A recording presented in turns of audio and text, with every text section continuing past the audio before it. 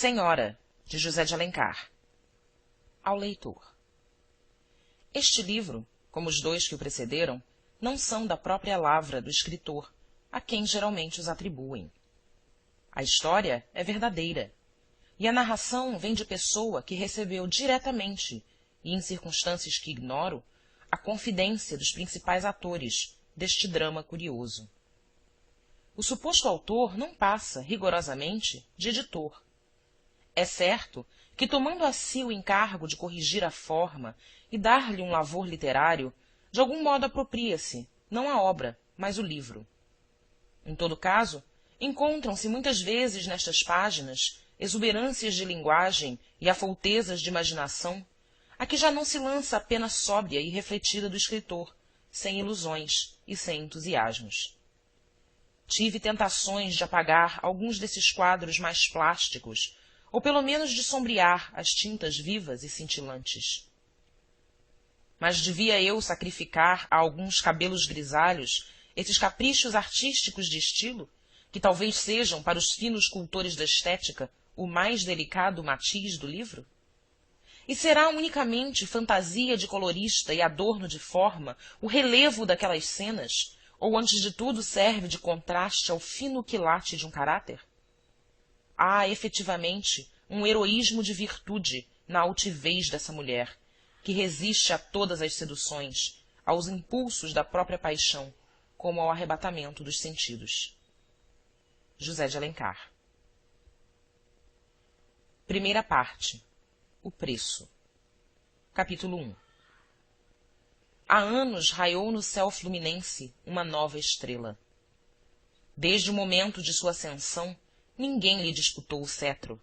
Foi proclamada a rainha dos salões.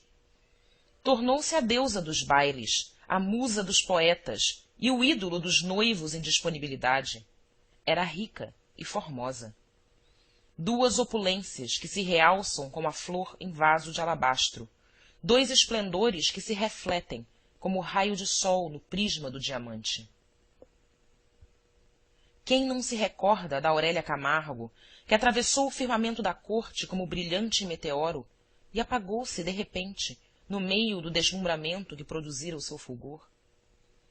Tinha ela 18 anos quando apareceu a primeira vez na sociedade.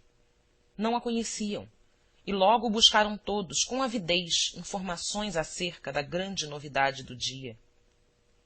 Dizia-se muita coisa que não repetirei agora, pois a seu tempo saberemos a verdade, sem os comentos malévolos de que usam vesti-la os noveleiros. Aurélia era órfã, e tinha em sua companhia uma velha parenta, viúva, Dona Firmina Mascarenhas, que sempre a acompanhava na sociedade. Mas essa parenta não passava de mãe de encomenda, para condescender com os escrúpulos da sociedade brasileira, que naquele tempo não tinha admitido ainda certa emancipação feminina. Guardando com a viúva as deferências devidas à idade, a moça não declinava um instante do firme propósito de governar sua casa e dirigir suas ações como entendesse. Constava também que Aurélia tinha um tutor, mas essa entidade desconhecida, a julgar pelo caráter da pupila, não devia exercer maior influência em sua vontade do que a velha parenta. A convicção geral era que o futuro da moça dependia exclusivamente de suas inclinações ou de seu capricho, e por isso todas as adorações se iam prostrar aos próprios pés do ídolo. Assaltada por uma turba de pretendentes que a disputavam como prêmio da vitória, Aurélia, com sagacidade admirável em sua idade, avaliou da situação difícil em que se achava e dos perigos que a ameaçavam. Daí provinha talvez a expressão cheia de desdém e um certo ar provocador que eriçavam a sua beleza, aliás tão correta e cinzelada para a meiga e serena expansão da alma. Se o lindo semblante não se impregnasse constantemente, ainda nos momentos de cisma e distração, dessa tinta de sarcasmo, ninguém veria nela a verdadeira fisionomia de Aurélia, e sim a máscara de alguma profunda decepção. Como acreditar que a natureza houvesse traçado as linhas tão puras e límpidas daquele perfil para quebrar-lhes a harmonia com o riso de uma pungente ironia? os olhos grandes e rasgados, Deus não os aveludaria com a mais inefável ternura se os destinasse para vibrar chispas de escárnio? Para que a perfeição estatuária do talhe de sílfide, se em vez de arfar ao suave influxo do amor, ele devia ser agitado pelos assomos do desprezo? Na sala, cercada de adoradores, no meio das esplêndidas reverberações de sua beleza, Aurélia, bem longe de inebriar-se da adoração produzida por sua formosura e do culto que lhe rendiam, ao contrário, parecia unicamente possuída de indignação por essa turba vil e abjeta. Não era um triunfo que ela julgasse digno de si a torpe humilhação dessa gente ante sua riqueza. Era um desafio que lançava ao mundo, orgulhosa de esmagá-lo sob a planta, como a um réptil venenoso. E o mundo é assim feito, que foi o fulgor satânico da beleza dessa mulher a sua maior sedução. Na acerba veemência da alma revolta, pressentiam-se abismos de paixão, e entrevia-se que procelas de volúpia havia de ter o amor da virgem bacante.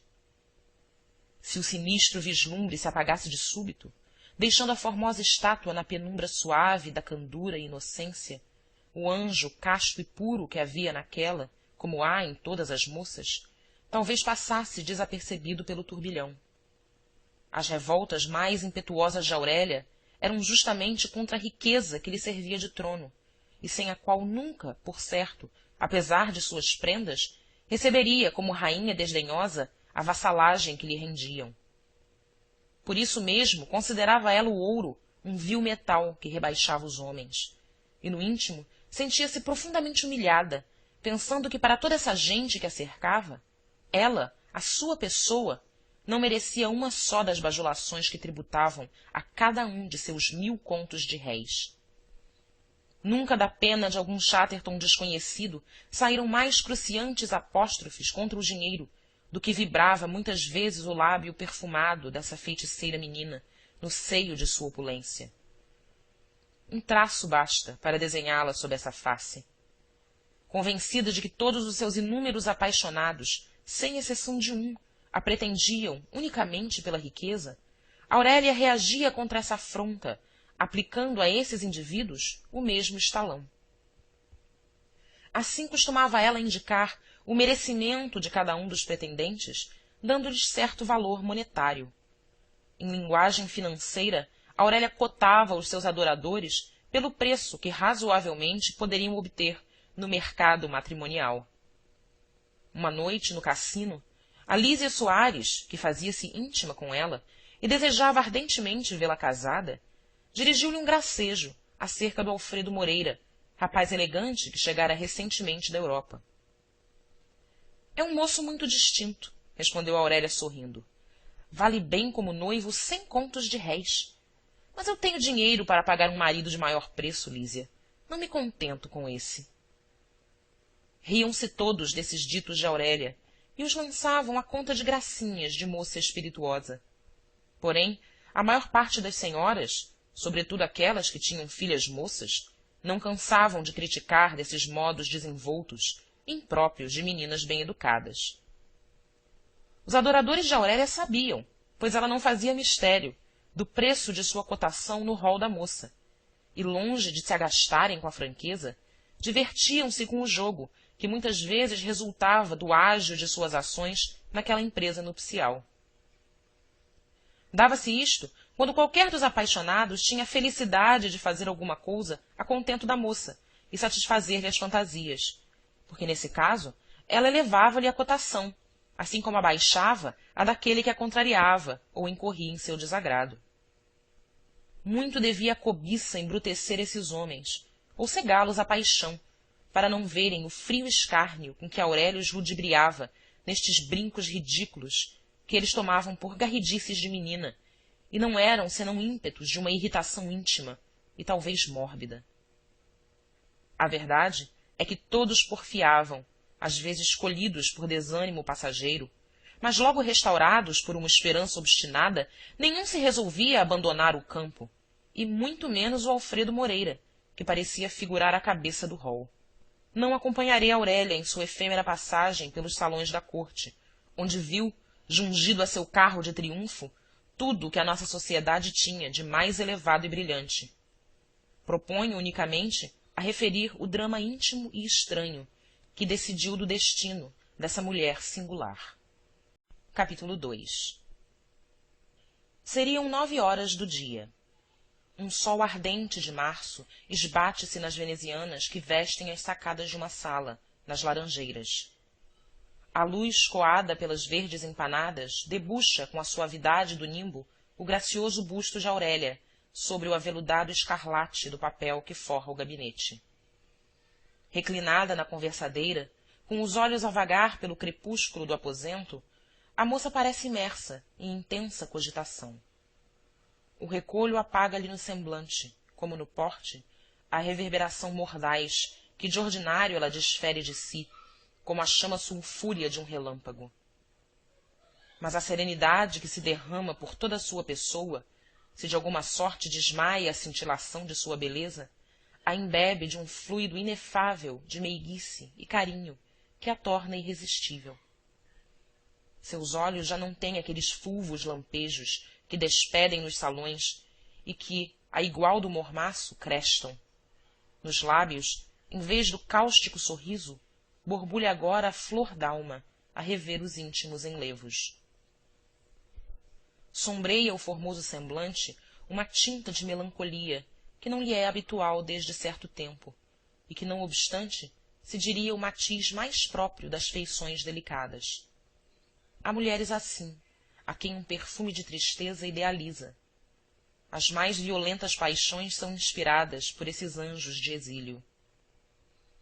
Aurélia concentra-se de todo dentro de si. Ninguém, ao ver essa gentil menina, na aparência tão calma e tranquila, acreditaria que nesse momento ela agita e resolve o problema de sua existência e prepara-se para sacrificar irremediavelmente todo o seu futuro. Alguém que entrava no gabinete veio arrancar à formosa pensativa a sua longa meditação. Era dona Firmina Mascarenhas, a senhora que exercia junto de Aurélia o ofício de guarda-moça. A viúva aproximou-se da conversadeira para estalar um beijo na face da menina, que só nessa ocasião acordou da profunda distração em que estava absorta. Aurélia correu à vista surpresa pelo aposento e interrogou uma miniatura de relógio presa à cintura por uma cadeia de ouro fosco. Entretanto, dona Firmina, acomodando a sua gordura semissecular em uma das vastas cadeiras de braços que ficavam ao lado da conversadeira, dispunha-se a esperar pelo almoço. — Está fatigada de ontem? — perguntou a viúva, com a expressão de afetada ternura que exigia o seu cargo. — Nem por isso, mas sinto-me lânguida. Há de ser o calor — respondeu a moça, para dar uma razão qualquer de sua atitude pensativa. — Estes bailes que acabam tão tarde não podem ser bons para a saúde. Por isso é que no Rio de Janeiro há tanta moça magra e amarela. Ora, ontem, quando serviram a ceia, pouco faltava para tocar matinas em Santa Teresa. Se a primeira quadrilha começou com o toque do Aragão, havia muita confusão. O serviço não esteve mal, mas andou tão atrapalhado. Firmina continuou por aí além a descrever suas impressões do baile da véspera, sem tirar os olhos do semblante de Aurélia, onde espiava o efeito de suas palavras, pronta a desdizer-se de qualquer observação, ao menor indício de contrariedade. Deixou-a a moça falar, desejosa de desprender-se de suas preocupações e embalar-se ao rumor dessa voz que ouvia, sem compreender. Sabia que a viúva conversava acerca do baile, mas não acompanhava o que ela dizia. De repente, porém, interrompeu-a. — Que tal achou a Amaralzinha, dona Firmina? A velha fez semblante de recordar-se. — A Amaralzinha? É aquela moça toda de azul? Com espigas de prata nos cabelos e nos apanhados da saia, simples e de muito bom gosto. — Lembra-me. É uma menina bem galante, afirmou a viúva. — E bem educada? Dizem que toca piano perfeitamente e que tem uma voz muito agradável. Mas não costuma aparecer na sociedade. É a primeira vez que a encontramos. Não me lembro de a ter visto antes. Foi a primeira vez. Pronunciando estas palavras, a moça parecia de novo sentir sua alma refranger-se, atraída imperiosamente por esse pensamento recôndito que a absorvia. Mas reagiu contra essa preocupação e dirigiu-se à viúva em tom vivo e instante. Diga-me uma coisa, dona Firmina. Que é, Aurélia? Mas há de ser franca. Promete-me? Franca? Mais do que eu sou, menina. Se este é o meu defeito... A moça hesitava. Experimente, senhora. Quem acha a senhora mais bonita? A Amaralzinha ou eu? Disse afinal Aurélia, empalidecendo de leve. Ora, ora! Acudiu a viúva a rir. Está zombando, Aurélia. Pois a Amaralzinha é para se comparar com você? Seja sincera. Outras muito mais bonitas que ela não chegam a seus pés. A viúva citou 4 ou 5 nomes de moças que então andavam no galarim e dos quais não me recordo agora. É tão elegante, disse Aurélia, como se completasse uma reflexão íntima. São gostos. Em todo caso, é mais bem educada do que eu? Do que você, Aurélia? Há de ser difícil que se encontre em todo o Rio de Janeiro outra moça que tenha sua educação. Lá mesmo, por Paris, de que tanto se fala, duvido que haja. Obrigada. É esta a sua franqueza, dona Firmina? Sim, senhora. A minha franqueza está em dizer a verdade, e não em escondê-la. Demais, isso é o que todos veem e repetem. Você toca piano como um Arnaud, canta como uma prima-dona, e conversa na sala com os deputados e os diplomatas, que eles ficam todos enfeitiçados. E como não há de ser assim? Quando você quer, Aurélia, fala que parece uma novela. Já vejo que a senhora não é nada lisonjeira. Está desmerecendo os meus dotes, acudiu a menina, sublinhando a última palavra com um fino sorriso de ironia. Então não sabe, dona Firmina, que eu tenho um estilo de ouro, o mais sublime de todos os estilos, a cuja eloquência arrebatadora não se resiste? As que falam como uma novela, em vil prosa, são essas moças românticas e pálidas que se andam evaporando em suspiros. Eu falo como um poema, sou a poesia que brilha e deslumbra. Entendo o que você quer dizer. O dinheiro faz do feio bonito, e dá tudo, até saúde. Mas repare bem, os seus maiores admiradores são justamente aqueles que não podem pretender sua riqueza. Uns casados, outros já velhos. Quando pela primeira vez fumaram perto da senhora, não sentiu alguma coisa, um atordoamento? Pois o ouro tem uma fumaça invisível, que embriaga ainda mais do que a do charuto de Havana, e até mesmo do que é desse nojento cigarro de papel com que os rapazes de hoje se incensam. Toda essa gente que rodeia um velho ricaço, ministros, senadores e fidalgos, de certo que não espera casar-se com a burra do sujeito, mas sofre a atração do dinheiro. Agora mesmo, Aurélia, está você me dando razão e mostrando sua instrução. Quem há de dizer que uma menina de sua idade sabe mais de que muitos homens que aprenderam nas academias? E assim é bom, porque senão, com a riqueza que lhe deixou seu avô, sozinha no mundo, por força que havia de ser enganada. Antes fosse, murmurou a moça, recaindo em sua meditação. Dona Firmina ainda proferiu algumas palavras em continuação da conversa, mas notou que a moça não lhe prestava a menor atenção. Antes, parecia esquivar-se a qualquer impressão exterior, para mais profundamente reconcentrar-se. Então, com o tato dessas almas feitas para a domesticidade moral, ergueu-se e, trocando alguns passos pela sala, disfarçou a reparar nas estatuetas de alabastro e vasos de porcelana colocados no mármore vermelho dos consolos. Assim, de costas para a conversadeira, mostrava-se desapercebida daquele enlevo de Aurélia, a quem de certo havia de contrariar, quando voltasse da distração, a presença de uma pessoa a escrutar-lhe nos gestos o segredo dos pensamentos. Não teriam decorrido 5 minutos, quando ouviu dona Firmina um som trépido e cristalino, que ela bem conhecia, por tê-lo muitas vezes escutado. Voltou-se e viu Aurélia, cujos lábios de nácar vibravam ainda com o arpejo daquele ríspido sorriso. A gentil menina surgira de sua pensativa languidez, como uma estátua de cera que, transmutando-se em jaspe, de repente se erigisse altiva e desdenhosa, desferindo de si os lívidos e fulvos reflexos do mármore polido. Ela caminhou para as janelas e, com petulância nervosa, suspendeu impetuosamente as 2 venezianas, que pareciam um peso excessivo para sua mão fina e mimosa. A torrente da luz, precipitando-se pela abertura das janelas, encheu o aposento, e a moça adiantou-se até a sacada, para banhar-se nessas cascatas de sol que lhe borbotavam sobre a régia fronte coroada do diadema de cabelos castanhos e desdobravam-se pelas formosas espáduas como uma túnica de ouro. Embebia-se de luz. Quem a visse nesse momento assim resplandecente poderia acreditar que sob as pregas do roupão de cambraia estava a ondular voluptuosamente a ninfa das chamas, a lasciva salamandra em que se transformara de chofre a fada encantada. Depois de saturar-se de sol como a alva papoula que se cora aos beijos de seu real amante, a moça dirigiu-se ao piano e estouvadamente o abriu. Dos turbilhões da estrepitosa tempestade cromática que revolvia o teclado, desprendeu-se afinal a sublime imprecação da norma, quando, rugindo o ciúme, fulmina a perfídia de Polião. Moderando os arrojos dessa instrumentação vertiginosa para fazer o acompanhamento, a moça começou a cantar.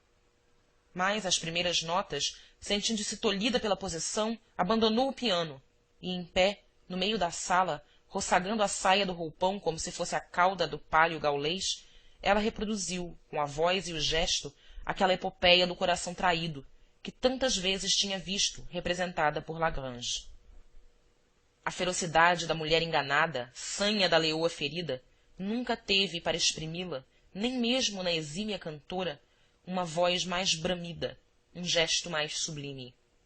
As notas que desatavam-se dos lábios de Aurélia, possantes de vigor e harmonia, deixavam após si um frêmito que lembrava o silvo da serpente, sobretudo quando este braço mimoso e torneado distendia-se de repente com um movimento hirto para vibrar o supremo desprezo. Dona Firmina, apesar de habituada desde muito ao caráter excêntrico de Aurélia, contemplava-a com surpresa nesse momento e desconfiava que alguma coisa de extraordinário ocorrera na vida da moça, que a tornara a princípio tão pensativa e produzia agora esse acesso sentimental.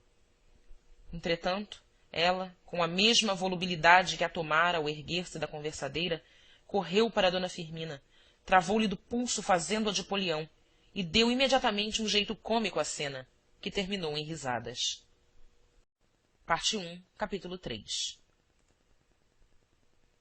Era a hora do almoço. As duas senhoras puseram-se à mesa. Aurélia distinguia-se pela sobriedade, que era nela consequência de temperamento e educação. Não quer isto dizer que fosse dessa espécie de moças papilionáceas que se alimentam do pólen das flores e para quem o comer é um ato desgracioso e prosaico. Bem ao contrário, ela sabia que a nutrição dá a seiva de beleza, sem a qual as cores desmaiam nas faces e os sorrisos nos lábios, como as efêmeras e pálidas florações de uma roseira ética. Assim, não tinha vergonha de comer, e sem vaidade acreditava que o esmalte de seus dentes não era menos gracioso quando eles se triscavam como a crepitação de um colar de pérolas, nem o matiz de seus lábios menos saboroso quando chupavam uma fruta ou se entreabriam para receber o alimento. Nessa ocasião, a moça fez exceção a seus hábitos de sobriedade. Ela, que não gostava de especiarias e só de longe em longe bebia algumas gotas de licor, quis experimentar quanto molho e condimento picante havia em casa, e, para remate, bebeu um cálice de xerez. Dona Firmina, sem esquecer o almoço, continuava a observar de parte a menina, cada vez mais convencida da existência de um acontecimento importante que havia alterado a calma habitual da moça. Esse acontecimento, na opinião da viúva, não podia ser outro senão aquele que tamanha influência exerce nas meninas de 18 anos, sobretudo se não dependem de ninguém para dispor de si. Dona Firmina tinha, pois, como certo que Aurélia, a desdenhosa, sentira afinal uma inclinação, e estava ansiosa a viúva para conhecer o feliz que tivera o poder de cativar a altiva rainha dos salões, tão adorada quanto fria e indiferente. Revolvia na mente as recordações da noite anterior, para certificar-se que não aparecera no baile nenhum moço desconhecido de quem Aurélia se pudesse apaixonar de súbito. Devia ser, pois, qualquer dos antigos adoradores, dos que ela escarnecia, que por alguma circunstância inexplicável alcançara render-lhe enfim o coração. Não se pôde conter a viúva. Em risco de desagradar a menina, dirigiu-lhe uma indireta, com que se propunha entabular a conversa e, conforme a resposta, dirigi-la para o ponto. Não sei que lhe acho hoje, Aurélia. Parece-me tão contente e até mais bonita, se é possível, do que de costume. Deveras. Não é exageração, não. Olhe, as moças, quando se vestem para um baile onde esperam encontrar alguém, ficam mais bonitas do que são. Mas você está hoje ainda mais bonita do que nos bailes. Nunca lhe vi assim. Aqui, anda à volta de algum segredinho. Quer saber qual é? Perguntou Aurélia com um sorriso. Não sou curiosa, replicou a viúva, sentindo pungir daquele sorriso. Resolvi ser freira. Está bom. Mas o meu convento há de ser este mesmo mundo em que vivemos, que nenhum outro teria mais penitências e mortificações para mim. Desmentindo logo após a gravidade destas palavras com uma risada galhofeira, Aurélia deixou na sala de jantar Dona Firmina, espantada de que uma menina imensamente rica e formosa, desejada por todos, pudesse ter semelhantes pensamentos, ainda mesmo por gracejo. Aurélia, que se dirigira ao seu toucador, sentou-se a uma escrivaninha de araribá guarnecido de relevos de bronze dourado e escreveu uma carta de poucas linhas. A todos os pormenores dessa comezinha operação, no dobrar a folha de papel, encerrá-la na capa, derreter o lacre e imprimir o sinete, a moça deliberadamente aplicava a maior atenção e esmero. Ou essa carta era destinada a quem tudo lhe merecia, ou, nesse apuro e cuidado, buscava Aurélia disfarçar a hesitação que a surpreendera no momento de realizar uma ideia anteriormente assentada. Depois de sobrescrita a carta, a moça tirou do segredo da secretária um cofre de sândalo embutido de marfim. Havia ali, entre cartas e flores murchas, um cartão de visita, já amarelo, que ela escondeu no bolso do roupão, depois de guardado na sua carteirinha de veludo. Ao som do tímpano, apareceu um criado. Aurélia entregou-lhe a carta com um gesto vivo, e a voz breve, como receosa de súbito arrependimento. Para o Sr. Lemos, depressa! Sentiu então Aurélia essa quietude que sucede às lutas do coração. Ela tinha, afinal, resolvido o problema inextricável de sua vida. E, em vez de abandonar-se ao acaso e deixar-se levar pelo turbilhão do mundo, achara em sua alma a força precisa para dirigir os acontecimentos e dominar o futuro. Daí provinha a calma de que revestia-se ao deixar o toucador, e que outra vez imprimia à sua beleza uma doce expressão de melancolia e resignação.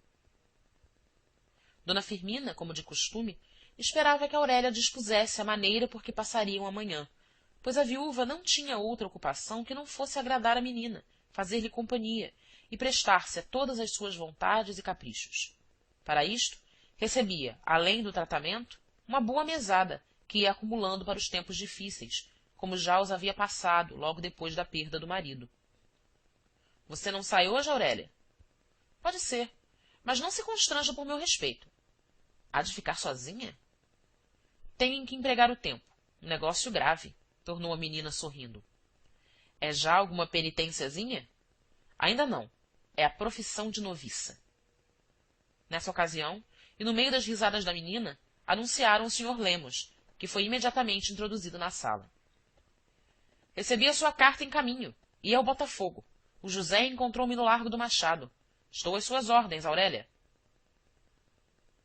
Era o Sr. Lemos um velho de pequena estatura, não muito gordo, mas rolho e bojudo como um vaso chinês. Apesar de seu corpo rechonchudo, tinha certa vivacidade buliçosa e saltitante que lhe dava petulância de rapaz e casava perfeitamente com os olhinhos de azougue. Logo à primeira apresentação, reconhecia-se o tipo desses folgazões que trazem sempre um provimento de boas risadas com que se festejam a si mesmos. Quando o Lemos, na qualidade de tio, fora, pelo juiz de órfãos, encarregado da tutela de Aurélia, deu-se um incidente que desde logo determinou a natureza das relações entre o tutor e sua pupila. Pretendia o velho levar a menina para a companhia de sua família. Opôs-se formalmente a Aurélia e declarou que era sua intenção viver em casa própria, na companhia de Dona Firmina Mascarenhas. Mas atenda, minha menina, que ainda é menor, Tenho 18 anos. Só aos 21 é que poderá viver sobre si e governar-se. É a sua opinião? Vou pedir ao juiz que me dê outro tutor mais condescendente. Como diz? E tais argumentos lhe apresentarei que ele há de atender-me. À vista desse tom positivo, o Lemos refletiu e julgou mais prudente não contrariar a vontade da menina. Aquela ideia do pedido ao juiz para a remoção da tutela não lhe agradara. Pensava ele que às mulheres ricas e bonitas não faltam protetores de influência. Logo depois dos cumprimentos, Dona Firmina retirou-se para deixar a moça em liberdade. Bem desejos tinha a viúva de assistir a essas conferências que o Lemos costumava ter de vez em quando com a pupila, acerca de contas da tutela. Mas neste ponto, Aurélia era de extrema reserva e não gostava que ninguém entendesse com o que ela chamava seus negócios. Faça favor, meu tio, disse a moça abrindo uma porta lateral. Essa porta dava para um gabinete elegantemente mobiliado. O centro era ocupado por uma banca oval, como o resto dos trastes de Érable, e coberta com um pano azul de franjas escarlates. Sobre a mesa, em salva de prata, havia o tinteiro e mais preparos de escrever. No momento em que Aurélia, depois de passar o Lemos, ia por sua vez entrar no gabinete, apareceu à porta da saleta a Bernardina, velha a quem a menina protegia com esmolas. A sujeita parara, com um modo tímido, esperando permissão para adiantar-se. Aurélia aproximou-se dela, com um gesto de interrogação. Quis vir ontem, segredou a Bernardina, mas não pude, que atacou-me o reumatismo. Era para dizer que ele chegou. Já sabia. Ah, quem lhe contou? Mas foi ontem. Havia de ser mais de meio-dia. Entre. Aurélia cortou o diálogo, indicando a velha o corredor que levava para o interior, e, passando ao gabinete, cerrou a porta sobre si. Não escapou este pormenor ao Lemos, que, pela solenidade da conferência, avaliava de sua importância. Com que história virá ela hoje? Dizia entre si o alegre velhinho. Aurélia sentou-se à mesa de Érable, convidando o tutor a ocupar a poltrona que lhe ficava defronte. Parte 1, capítulo 4. Quem observasse Aurélia naquele momento não deixaria de notar a nova fisionomia que tomara o seu belo semblante e que influía em toda a sua pessoa. Era uma expressão fria, pausada, inflexível, que jaspeava sua beleza, dando-lhe quase a gelidez da estátua. Mas no lampejo de seus grandes olhos pardos brilhavam as irradiações da inteligência. Operava-se nela uma revolução. O princípio vital da mulher abandonava seu foco natural, o coração, para concentrar-se no cérebro, onde residem as faculdades especulativas do homem. Nessas ocasiões, seu espírito adquiria tal lucidez que fazia correr um calafrio pela medula do Lemos, apesar do lombo maciço de que a natureza havia forrado no roliço velhinho o tronco do sistema nervoso. Era realmente para causar pasmo aos estranhos e susto a um tutor a perspicácia com que essa moça de 18 anos apreciava as questões mais complicadas, o perfeito conhecimento que mostrava dos negócios e a facilidade com que fazia, muitas vezes de memória, qualquer operação aritmética, por muito difícil e intrincada que fosse. Não havia, porém, em Aurélia nem sombra do ridículo pedantismo de certas moças que, tendo colhido em leituras superficiais algumas noções vagas, se metem a tagarelar de tudo. Bem ao contrário, ela recatava sua experiência, de que só fazia uso quando o exigiam seus próprios interesses.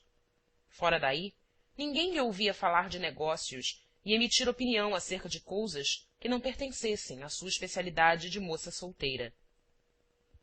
O Lemos não estava a gosto. Tinha perdido aquela jovialidade saltitante que lhe dava um gracioso ar de pipoca. Na gravidade desusada dessa conferência, ele, homem experiente e sagaz, entrevia sérias complicações. Assim, era todo ouvidos, atento às palavras da moça. Tomei a liberdade de incomodá-lo, meu tio, para falar-lhe de objeto muito importante para mim. Ah, muito importante? Repetiu o velho, batendo a cabeça. De meu casamento, disse Aurélia com a maior frieza e serenidade. o velhinho saltou na cadeira como um balão elástico. Para disfarçar sua comoção, esfregou as mãos rapidamente uma na outra, gesto que indicava nele grande agitação. — Não acha que já estou em idade de pensar nisso? Perguntou a moça. — Certamente, 18 anos. 19. 19? Cuidei que ainda não os tinha feito. Muitas casam-se desta idade, e até mais moças. Porém é quando tem o paizinho ou a mãezinha para escolher um bom noivo e arredar certos espertalhões. Uma menina órfã, inexperiente, eu não lhe aconselharia que se casasse, senão depois da maioridade, quando conhecesse bem o mundo. Já o conheço demais, tornou a moça com o mesmo tom sério. Então está decidida. Tão decidida que lhe pedi esta conferência. Já sei. Deseja que eu aponte alguém, que eu lhe procure um noivo nas condições precisas, hã? É difícil. Um sujeito, no caso de pretender uma moça como você, Aurélia. Enfim, há de se fazer a diligência. Não precisa, meu tio. Já o achei. Teve o Lemos outro sobressalto, que o fez de novo pular na cadeira. Como? Tem alguém de olho? Perdão, meu tio. Não entendo sua linguagem figurada. Digo-lhe que escolhi o homem com quem me hei de casar. Já compreendo. Mas bem vê, como tutor, tenho de dar a minha aprovação. De certo, meu tutor. Mas essa aprovação o senhor não há de ser tão cruel que a negue. Se o fizer, o que eu não espero, o juiz de órfãos a suprirá. O juiz? Que histórias são essas que lhe andam metendo na cabeça, Aurélia? Senhor Lemos, disse a moça pausadamente, e traspassando com um olhar frio a vista perplexa do velho. Completei 19 anos. Posso requerer um suplemento de idade, mostrando que tenho capacidade para reger minha pessoa e bens. Com maioria de razão, obterei do juiz de órfãos, apesar de sua oposição, um alvará de licença para casar-me com quem eu quiser. Se estes argumentos jurídicos não lhe satisfazem, apresentar-lhe-ei um que me é pessoal. Vamos a ver? Acudiu o velho para quebrar o silêncio. É a minha vontade. O senhor não sabe o que ela vale, mas juro-lhe que para levar a efeito não se me dará de sacrificar a herança de meu avô. É próprio da idade. São ideias que somente se tem aos 19 anos, e isso mesmo já vai sendo raro.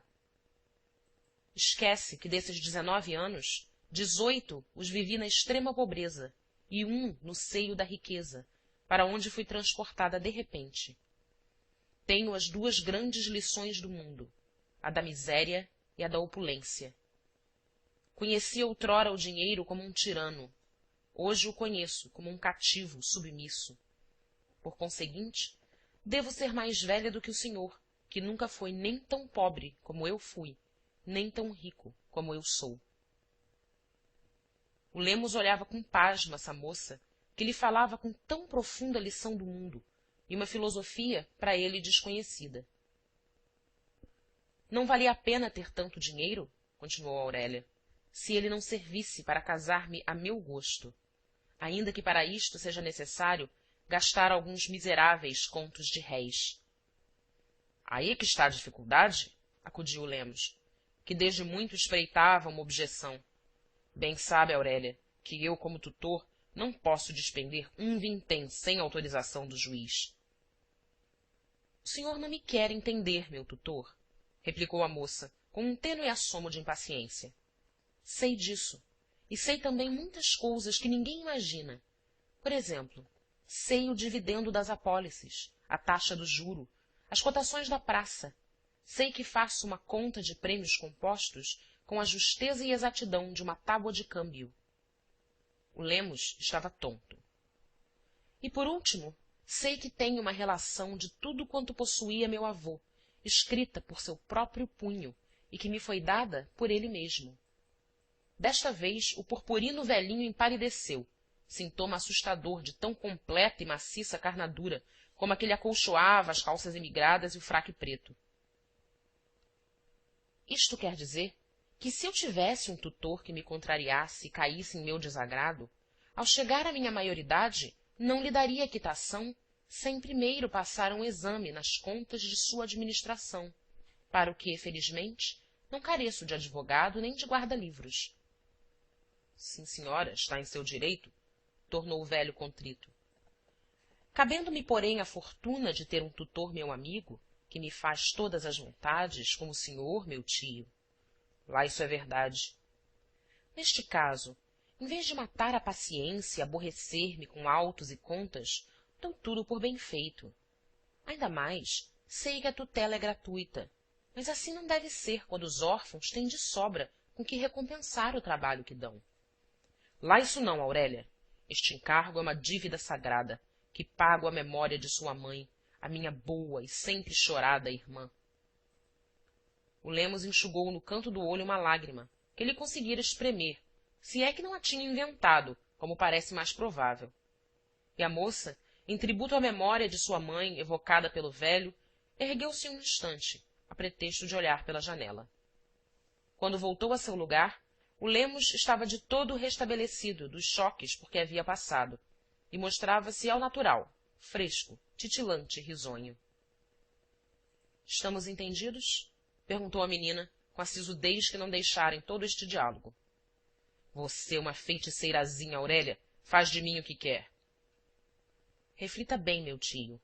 Vou confiar-lhe meu segredo, um segredo que a ninguém neste mundo foi revelado e que só Deus sabe.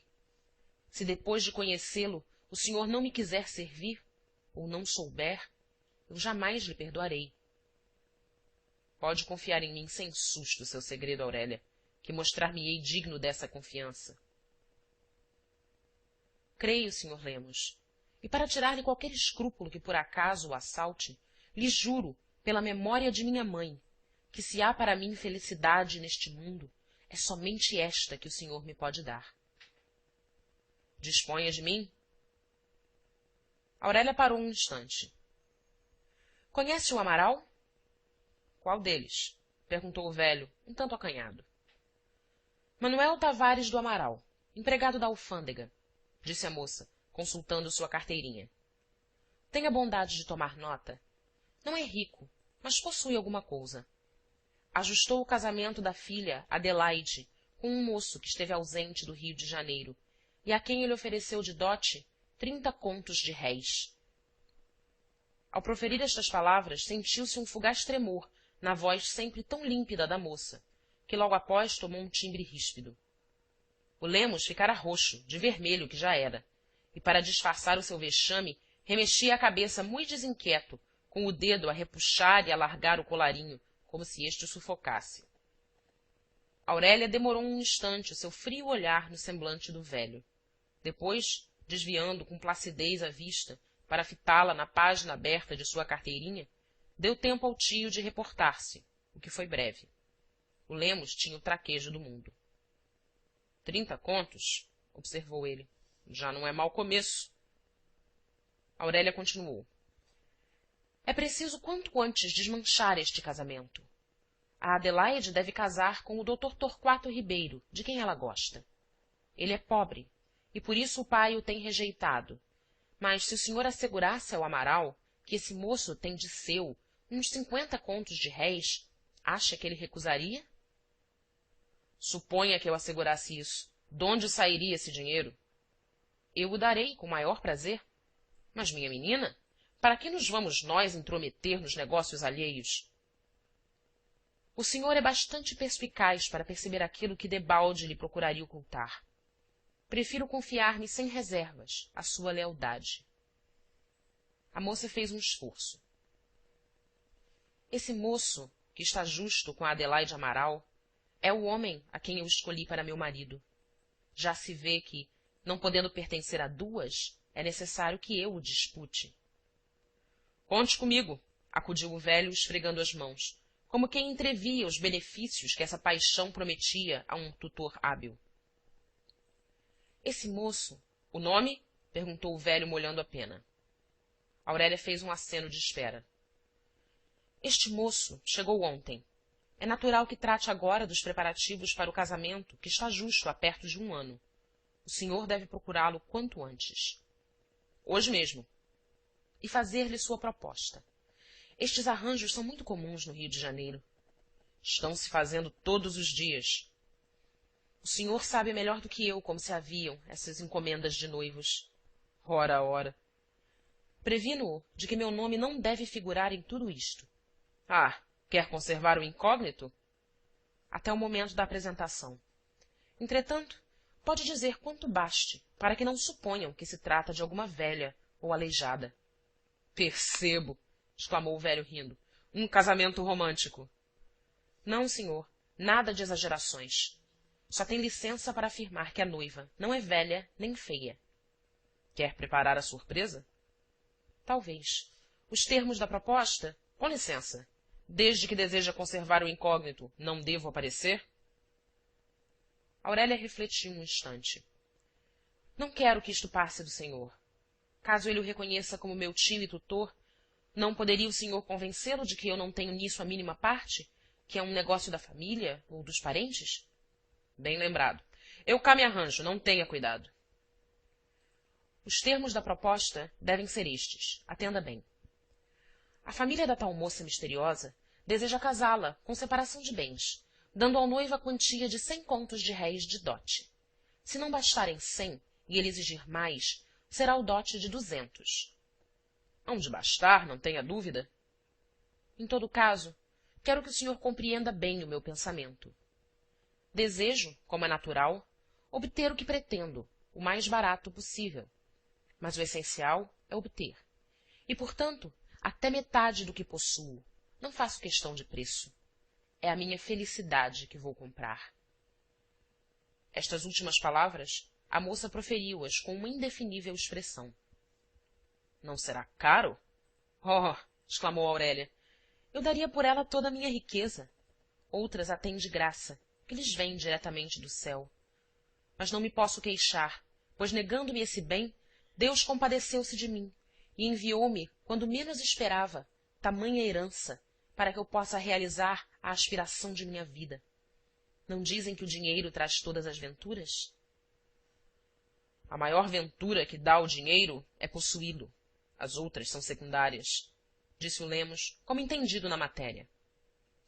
Aurélia, que um instante se deixara arrebatar pelo sentimento, voltava ao tom frio e refletido com que havia discutido até ali a questão de seu futuro.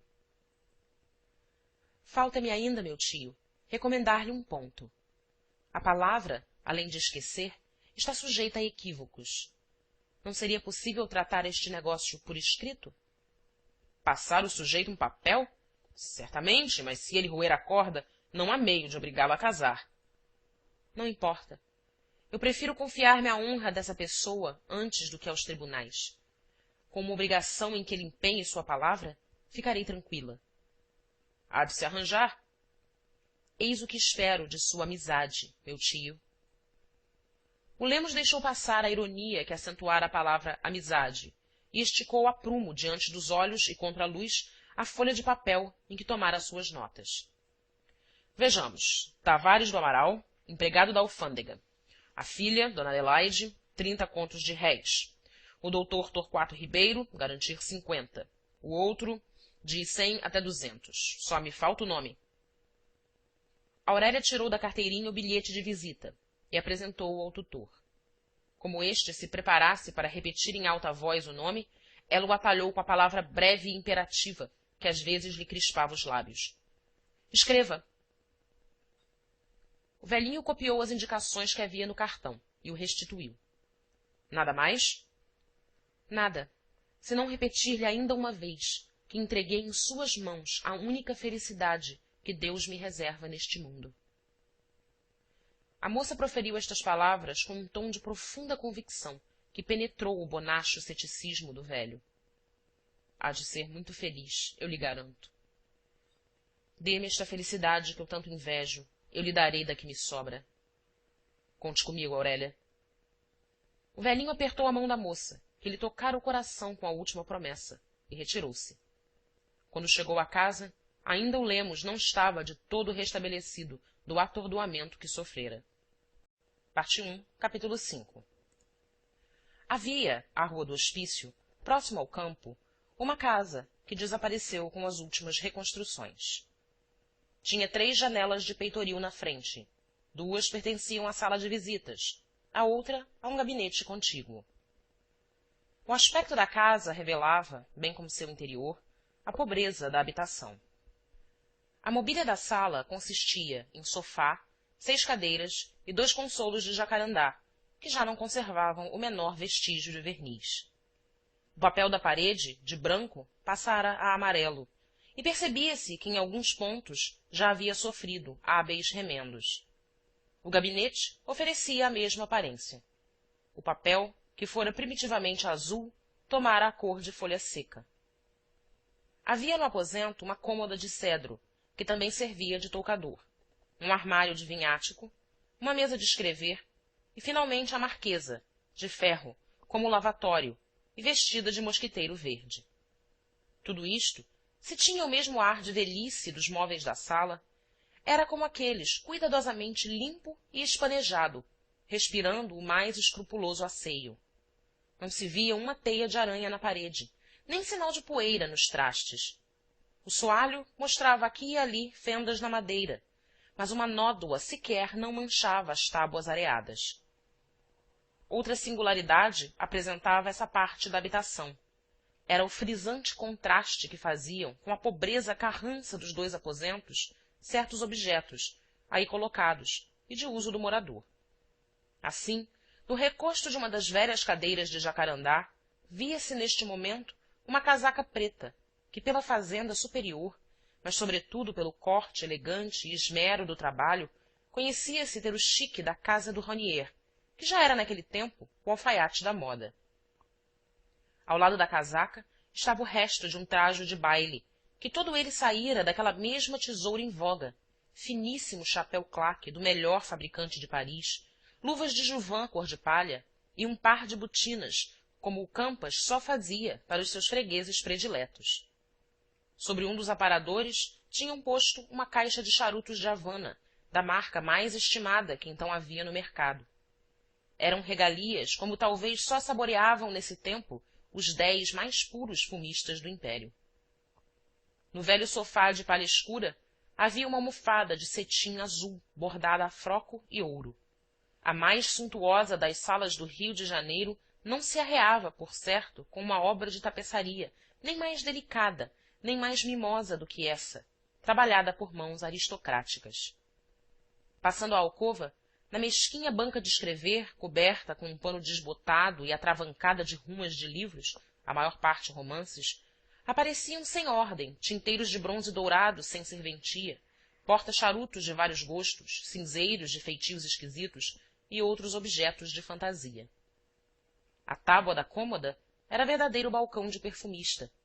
Aí achavam-se arranjados toda a casta de pentes e escovas e outros utensílios no tocador de um rapaz à moda, assim como as mais finas essências francesas e inglesas que o respectivo rótulo indicava terem saído das casas do Bernardo e do Louis. A um canto do aposento notava-se um sortimento de guarda-chuvas e bengalas, algumas de muito preço. Parte destas naturalmente provinha de mimos, como outras curiosidades artísticas em bronze e jaspe, atiradas para baixo da mesa, e cujo valor excedia de certo ao custo de toda a mobília da casa. Um observador reconheceria nesse disparate a prova material de completa divergência entre a vida exterior e a vida doméstica da pessoa que ocupava esta parte da casa. Se o edifício e os móveis estacionários e de uso particular denotavam escassez de meios, senão extrema pobreza, a roupa e objetos de representação anunciavam um trato de sociedade, como só tinham cavalheiros dos mais ricos e francos da corte. Esta feição característica do aposento repetia-se em seu morador, o Seixas, derreado neste momento no sofá da sala, a ler uma das folhas diárias estendidas sobre os joelhos erguidos, que assim lhe servem de cômoda estante. É um moço que ainda não chegou aos 30 anos. Tem uma fisionomia tão nobre quanto sedutora, belos traços, tez finíssima, cuja alvura realça a macia barba castanha.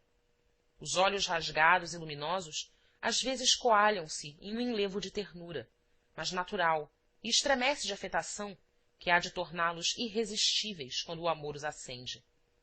A boca, vestida por um bigode elegante, mostra o seu molde gracioso.